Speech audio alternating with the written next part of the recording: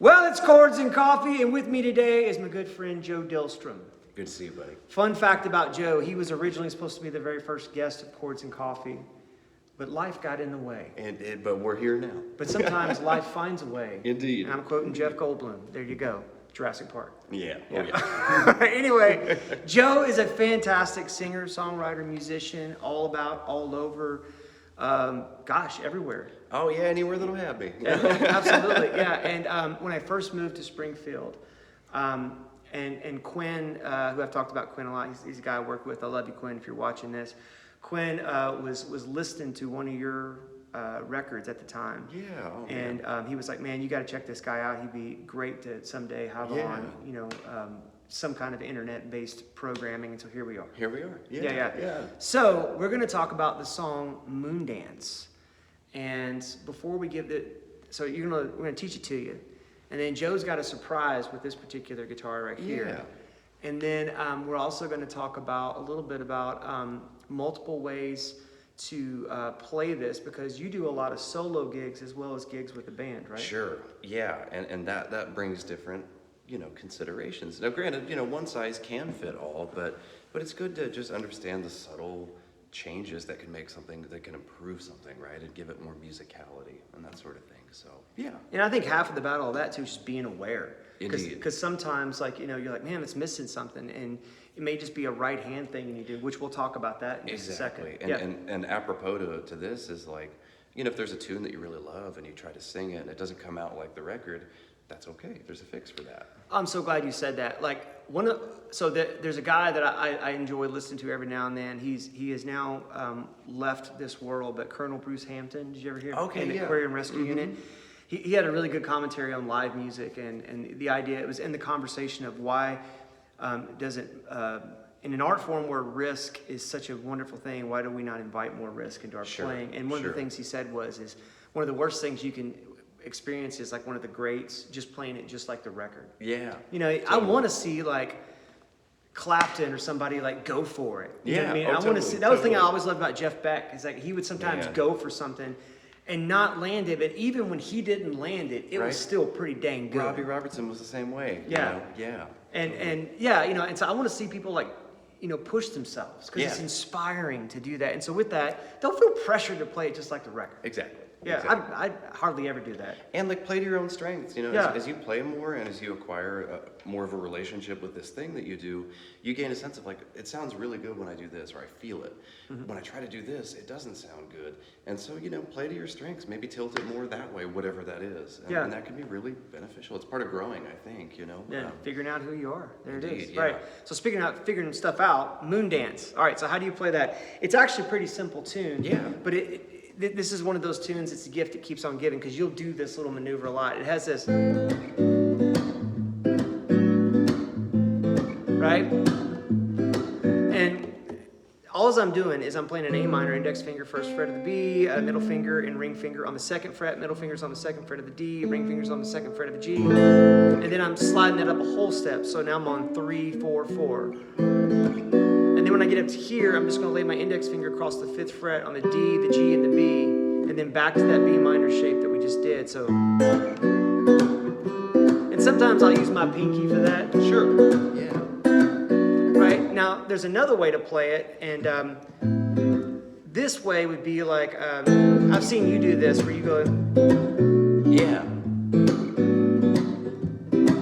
Is that right? Yeah. And when there's no bass player, that could be a nice way to bring it up a little bit. When there is a bass player, I might just keep it stock on those lower strings. Just it depends. So that is the bulk of the verse. It's a marvelous night for a moondance. And all I'm doing, I get to this, is just index finger with human capo happening here, can't help it. So both of these guys are laying on the 5th fret. Ring finger is laying on the 7th fret. The 5th fret straight across. Ring finger's laying on the 7th fret of just the A string, and then sliding that up. Also, I love that, by the way. It's the human capo. Exactly. Isn't that what it is? Yeah, that's it. Right. Right? So that's one way to do it. And then we'll show you a different way to do it. And Joe is going to play in a second, but we'll get to that in just a second. So then we get to the chorus. No, right? That's just a D minor 7, which you can do here, index finger across the 5th fret from the A to the high E, boom. Middle finger is on the B string of the 6th fret, ring finger is on the 7th fret of the D, open G, but you're holding it down with the human capo again. And then back to this A minor. Or you can do it down here where index finger is on the high E and the B at the 1st fret, and then middle finger is on the 2nd fret of the D. Da, da, da, da, da, A minor. Da, da, da, da, da.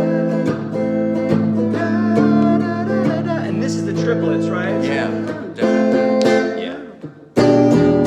And we get to this part, instead of making just a regular old E, which is fine, but it's not quite right, you want to put your pinky on the high E and the D, or the B string, sorry, so that G and that D note on the 3rd fret, and then make an E underneath it where you got your index finger on the 1st fret of the G, and then your middle finger on the 2nd fret of the D, or you could do A. Yeah, either which one. If you do it on the D, you got to mute the A, but can I just go? Back to A minor, D minor. My love, and he repeats that, right? Can I? And then right? So that's Moondance. Now, You got it. here's what's interesting, is that you're playing the same chord shapes, but you're doing it. Tune down, 3 half steps. So, and the reason for this is try as though I might. I don't sound like Van Morrison when I open my mouth, right? So my range, my vocal range is more like the Nat King Cole, Gordon Lightfoot kind of spectrum of things. I'm a baritone and not a tenor. So when I try to do Moondance in that key and I sing it, it just didn't right. It didn't come out very good. I can do the verse just fine, but when we jump, it's like, oh no, Joe hit puberty again, kind of thing. And so the question then is, well, and I'm sure all of us, sometimes you'll play, if you put a capo on your guitar, it changes the key, right? Like, let's say we're playing in C, and I'm going to sing something. Well, maybe it sounds better in D, so we put a capo on the 2nd fret. So, C, capo 1, C sharp, capo 2, D. Well, if you can do that with your tuning pegs, just tune them down a half step, and then you're in E flat standard tuning. Do it again, you're in D standard tuning. Do it one more time if you feel like living a little, and you're in D flat standard. And that turns what was, what do with my brain? A minor. A minor, thank you. Yeah. Down 3, and it's now F sharp. Yeah. And so it sounds like this when you tune down. Notice it's kind of woodier and it's warmer. Yeah. So one of the greatest guitar players of all time, Ted Green, would typically keep a Telecaster and tune the whole step down because it almost has more of a piano, like left hand kind of attack to it. And sit around at home with just a detuned guitar and like the wood opens, it's more resonant. There's just some nice stuff that happens. But as a singer, it's like, okay. Well, it's a marvelous night for a Moondance. That's right that's natural for me, And so. Can we do a little bit of that? Yeah. So because he is tuned down D flat, now I've got to think F sharp, which is at first like, oh gosh, F sharp. Blah. Right. But since it's F sharp minor, what's the relative major to F sharp minor? Oh, Exactly. wait. That's right, A. Right? It's A.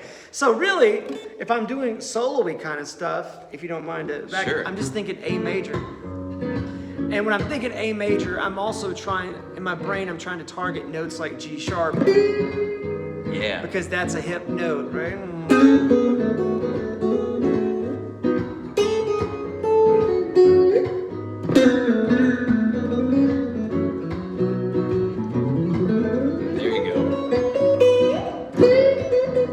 So your A major licks are going to sound great. So F sharp minor pentatonic, right? And then, by the way, we're just doing a big old Taylor shout out here, aren't we? Look at these things. All right. Anyway, but you're going to do F sharp minor pentatonic. You're going to do A major. Exactly. But then when we start playing chords together, so now what? So I've got to think, okay, let me try it with this, and let's see how that sounds. Yeah.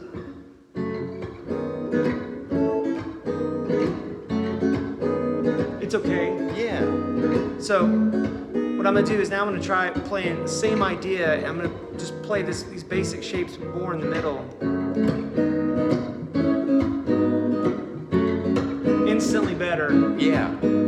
But there's another one. So what if, instead of playing that now, so if, follow me on this shape here, if you remember a long time ago, in fact, I think this may have been Chords and Coffee number 1. Man, going back. Yeah. Remember this little lesson? Where we did all the chords that are in a key. Yeah. Right? Yeah. And so if I'm thinking A major, right? If you don't know this, comment below and we'll revisit this. It's not a big deal. But if I'm thinking A major, then I like this little shape here. And this shape, if you're thinking about a D major 7, right? This little shape here, if I put an F sharp on it, it's F sharp minor. Indeed. Right? So what I'm going to do is I'm going to have, listen to this against what Joe's doing.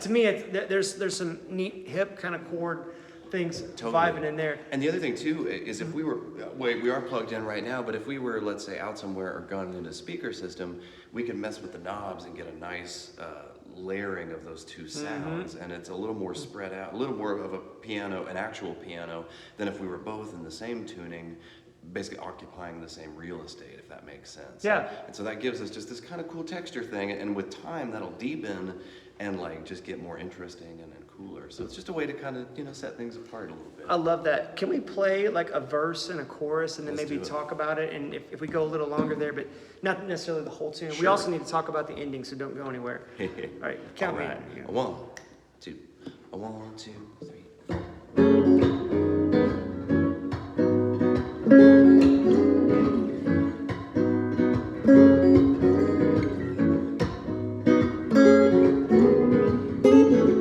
Well, it's a marvelous night for Moondance with the stars above in the eyes. A fantabulous night to make romance neath the cover of October skies. And all the leaves on the trees are falling to the sound of the breezes that blow. And I'm trying to please to the calling of your heartstrings that beat soft and low. You know the night's magic seems to whisper and hush. You know the soft moonlight seems to hide your blush. Can I just have one more moon dance with you, my love? Can I just make some sweet romance with you, my love?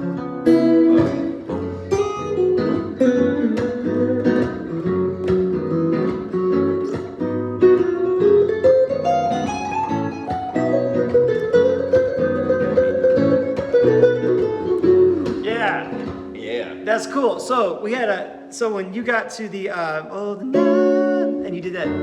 Yeah, show what you're doing right there. Playing. Yeah. This is a minor 9 chord, which I understand was talked about recently, and then I'm putting the 5th in the bass. Yeah. It's rootless. Yeah, so we just did a Bell Bottom Blues not too long ago. That's right, and on that yeah. part was the I don't wanna think. No. Do you wanna see me crawl across the floor to you? Talk about another song to tie. Yeah. Right. Well, this little shape here, we just talked about that. And what Joe's doing is, and you're doing actually a simple thing that's a fancy thing. Yeah, Right? exactly. Fancy is probably the wrong term, but you know what I mean. Anyway. That's how I roll. Yeah, I roll fancy, man. All right. Pinky on the 6th fret of the B, and then ring on the 5th fret of the G, and then index on the 3rd fret of the D, right? And so you're kind of building a D chord if you sort of imagine a D chord like this with the bar. But then what's interesting is that since this is D minor, it's actually B minor because of the tuning. Right. But think of it as D minor here just for this example. Normally you put your middle finger on the D. Exactly. But you're not. You're Right. putting it down here on the bass. You got which it. is nice. And so listen to what happens when those two things happen at the same time. it's a good rub. Exactly. You know what I mean? Because Exactly. it's like it sounds warm and mellow and rich, and so you're thinking that it's D minor, but you're putting your bass on the A note. Exactly, and putting that melody note right there just gives me a good landing. Could you play that little section? Because you're doing some other things in sure. there that I heard that were great. Heartstrings that beat soft and low. You know the night's magic seems to whisper and hush. You know the soft moonlight seems to hide your blush. Can I just have? So that little then I felt like there was a moment where you did this. Yeah. Sometimes I'll hit it some. Night's magic seems to whisper and hush. And sometimes I'll just cushion. And so that's 5, flat 5, 5, and it just leads you down to that 4 chord. And you're doing that right along with the vocal. Yes, seem to whisper and hush. That's a nice touch, especially when you're playing solo, right? Yeah. Because it just kind of. A little bit of voice leading, and I like it just because it's coordinated. It just feels all right. But. Yeah. And speaking of which, we didn't talk about this earlier, but show them what you're doing with your right hand there, because you're doing this great pattern. Oh yeah. Like the beat kind of thing that you're doing. Oh there. yeah. So Okay. these 3 fingers are kind of doing a chop like that. And you are committed to finger picking because you've grown your nails. Exactly. My wife calls me Wolverine. Yeah, exactly. Nice. Only one though, It's Exactly. Love it. half Wolverine. Yeah. So you can practice this without even playing, but just kind of chop like that. These 3 fingers are just kind of hitting. And if you try that, it's percussive.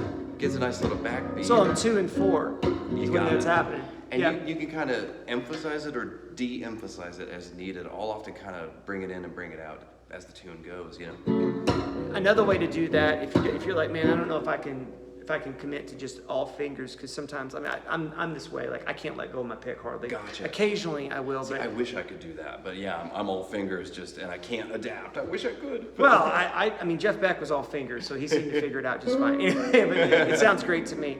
But another way to do it is to do where like if we go like, think of this as an A minor, and I'm going to pick on the A note, and then I'm going to pluck with these 2 fingers on the G or the B and the G, Yeah. and then just come down on the guitar. Exactly. Like, There you go. Yeah. and if you just sit and practice, and it's not forceful. It's almost like you're just muting the strings. Exactly. Maybe 2. Yeah, totally.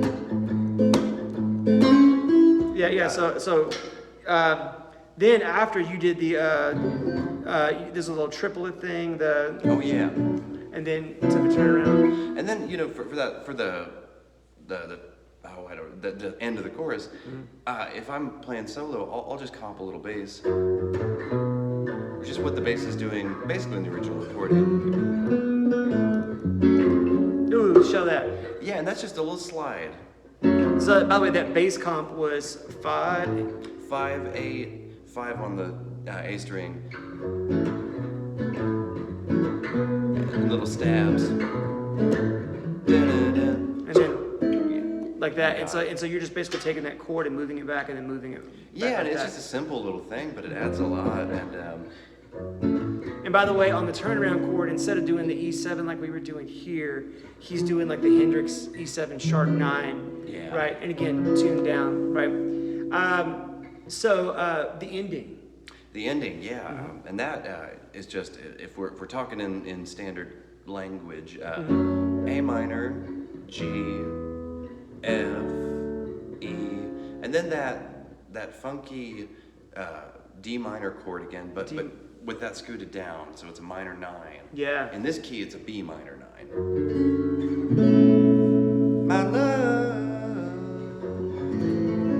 And then, sorry, Sorry, I played the wrong chord. Oh, good. Yeah, no, it's all good. But then what quality of chord do you end on? Do you end on just like a minor, or do you throw Usually a sixth chord, because so the way I'll usually play is my love. Ooh. So a minor sixth would be basically just make a minor chord and then add the sixth scale degree. So if you're think of this as A minor, it'd be A minor, G, F, E, D minor 9, and we've done that before. So this would be pinky on the 5th fret of the B, ring on the 5th fret of the G, index finger on the 3rd fret of the D string, and then middle on the 5th fret of the A, and then you had like this. Yeah, and you got it. So kind of throwing a minor 9 in there, and then another minor 9, and then back to a 6. Yeah, so just an A minor with your pinky on the 7th fret of the B. Yeah, and you're just doing some kind of little minor activity. Totally, just yeah. you got it. And there's a cool, just, I don't know, ambiguous, like spooky, dreamy quality to end. It's kind of a question mark. Yeah. And it's just a neat little, like, I keep forgetting we're in different tunes. Yeah. No, for sure. And what's cool is because you're tuned so low and we go high like this, my minor 6 up here. And if I was playing that too, so minor 6 is Dorian. Yeah. Right? Yeah. And so F sharp minor is the second of what is the way to figure out Dorian. So it would be E. So if you play that minor 6 chord and I just play E major. You got it. Yeah. Yeah. It sounds like I know what I'm doing, right? But anyway, no, that's really cool. Right on, man. Yeah, and other joys abound with this tuning because, let's say that you regularly play in a duo with somebody, or you just get together and jam. Let's say that I'm doing this tuning. It's a good way to like train your ear as well, because we have to rely more on our ears doing this, and find kind of you don't want to sick something in D flat augmented Dorian monster mash mode on somebody. But like, for example, in this tuning, a lot of songs for my voice are E is a great key for me. And so my E is now G. And so really anything is good, but with that common understanding of this is in G, there's a lot that we can do,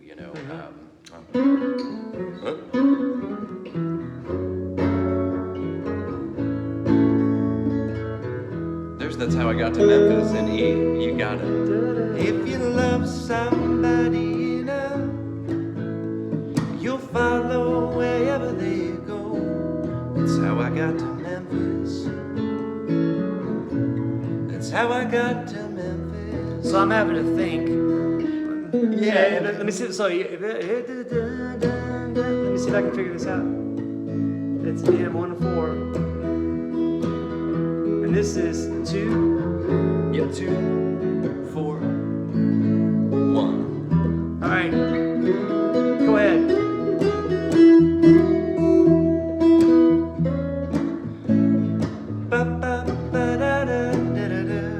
That's how I got to Memphis. That's how I got to Memphis. You got it. I got to retune, but yeah, that's like. I love that. There's just nice stuff that comes out, and notice the difference in the sounds, the textures. Like, it's just a cool way to do it. And let's see here.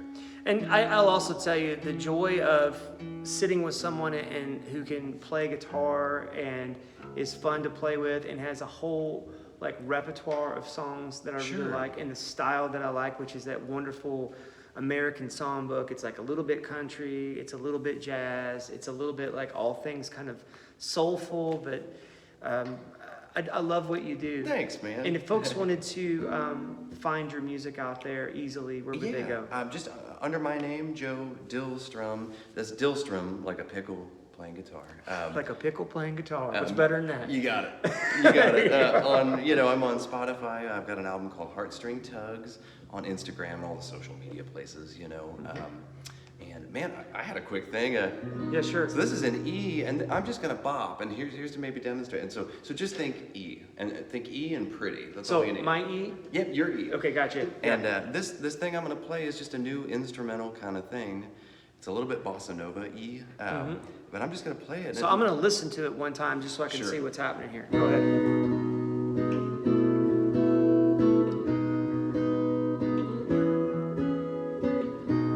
So I'm gonna try to invent a melody over this. And I'm about to do the same thing, just on a different set of strings. There we go. You got it.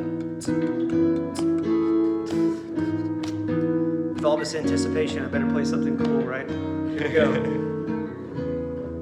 And we'll start 1, 2, 3,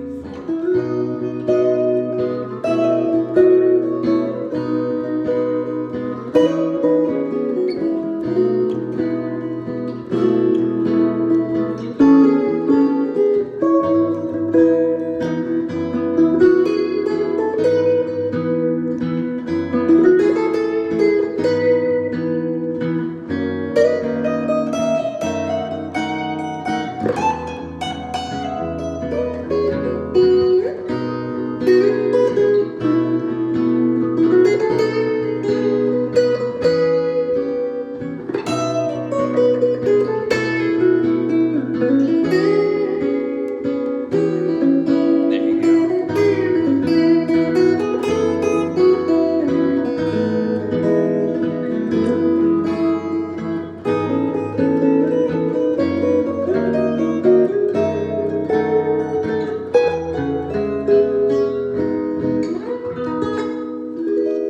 Yeah.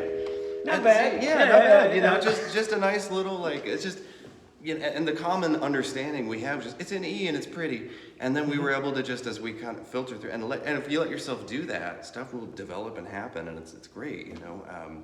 That's all it takes, you know. And that whatever I just did would be kind of tough to do in standard tuning. So that's a unique thing, is you get these like voicings, and for a fingerstyle guy, it's like I get all these other palettes to use, you know, and it's cool to go down on the tuning pegs and just see what happens. It's not just for the metal guys, all right? No, absolutely. And in fact, a lot of the old jazz stuff with 7-string guitars, speaking of metal, Totally. was actually like Bucky Pizzarelli. Yeah. Yeah, that 7th string was literally as utilitarian as I don't have a bass player. Exactly. Yeah, and so Exactly. that's where that came from. Well, man, I gotta tell you, if you get a chance to see Joe Dillstrom live, and if you're in Southwest Missouri, or really anywhere in the Midwest or somewhere in America where Joe Dillstrom is playing, you should go download his music.